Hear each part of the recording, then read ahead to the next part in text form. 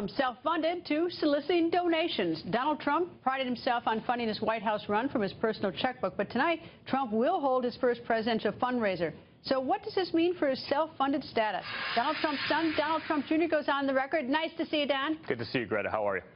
Good. So tonight he's going to have fundraisers. What happened to the self-funding? Well, listen, I think he's done what he's needed to do in terms of self-funding. He's gotten himself this far. He's become the nominee. He's done everything he's needed to do. Now he also has a responsibility to the party, right? It's not just him. It's also about the party and about downstream elections, of which a lot of this money is going to go. So I think the time is right. I think he's proven that he's not beholden to anyone, that he's gotten the nomination from the American people, not from corporations. And I think he's done what he's needed to do again. And now we're going to raise some money because it's very realistic or very unrealistic to run a billion-dollar race without doing that. All right. In doing my research, I see constant reference that he has lent his campaign, and it's about $43 million, I think, so far that he's lent the campaign. Does he intend to be paid back that $43 million, or is he truly, did he self-fund until this point?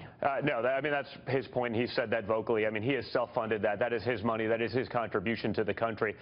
He's put in a lot of money, probably more than any politician in history, to get there, and he wants the American people to, again, know that he's not beholden to them. But now that he is the leader of the party, he does have a responsibility to make sure that we win, to make sure that we take the White House, and to make sure that we hold the House and the Senate in the upcoming elections. Okay, so that $43 million is not really a loan, but it's a gift to his campaign. Correct. Okay. All right.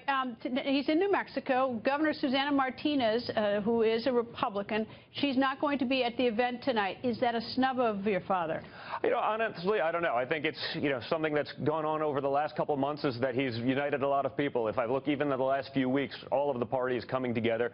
People are getting together. They're backing him. They understand that he's the right guy. He's the person that can bring in other states. I don't know what her agenda and her schedule is, but I think he's more focused about the people of New Mexico, creating jobs, bringing jobs back to this country, putting Americans to work rather than pandering. So I don't think it's a big issue. I think it's something that he's going to just deal with, and he's going to do what he needs to do in New Mexico. And it's going to be a state that's going to be very critical later on in the race. I don't think the fact whether she shows up or not, is such a big issue. But the one thing that may be important to your father is that the Latino vote in New Mexico is 25% of the GOP vote. So to the extent that she's a leading GOP, a leading Latino, making her part of the team is important. Well, listen, I think Americans and many hardworking Latino Americans who are here legally, they also understand that. They're about jobs. They're about job creation. They want to preserve those jobs, and their jobs are the ones that are likely to be undercut by illegal immigration, which is something my father's fought very hard against.